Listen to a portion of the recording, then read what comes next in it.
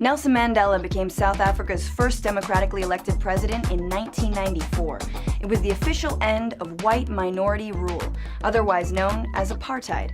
Apartheid, you've heard of it, but what exactly was it? I'm Francesca Fiorentini, and this is AJ+.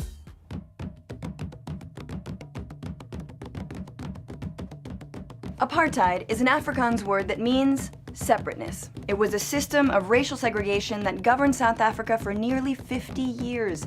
It specifically aimed to protect the domination of the white South Africans over non-whites in every aspect of life. But it didn't just appear out of thin air. During the colonial grab for the country between the Dutch-descended Afrikaners and the British, the rights of native black South Africans were sidelined. So when apartheid was officially made law in 1948 by the Afrikaner-led National Party, it was a continuation of injustices already happening. Afrikaners believed that South Africa was their God-given homeland, and that the white race was superior. The black majority was therefore seen as a threat. There were 148 apartheid laws. Blacks had to carry ID permits at all times and had to obey strict curfews. Public facilities were separated for white and non-white use, and marriages between whites and other races were banned. People were classified into 4 racial categories: white, black, Indian, and colored. People of mixed race.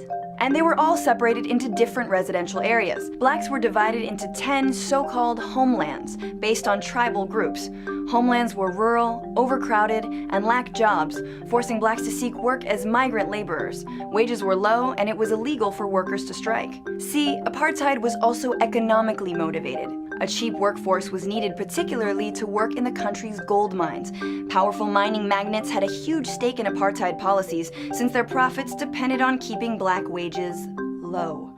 Outside their designated homelands, non-whites had no political rights. Since they were not technically citizens, they couldn't vote. Education? Also divided. The state set up a separate education system for blacks that received a fraction of the funding that white schools did. Mandatory education ended at age 13 and was structured to funnel blacks into menial migrant labor. Exploitation? By design. Needless to say, there was resistance to these insane laws. Protests were often led by black students and youth and were met with severe repression. Out of these struggles came leaders like Nelson Mandela, Oliver Tambo, and Walter Sisulu, who would help bring an eventual end to apartheid. So now that you know what apartheid was, could you imagine living under it? Are there any similarly unjust laws that still exist where you live? Leave us your comments below. Peace and reconciliation.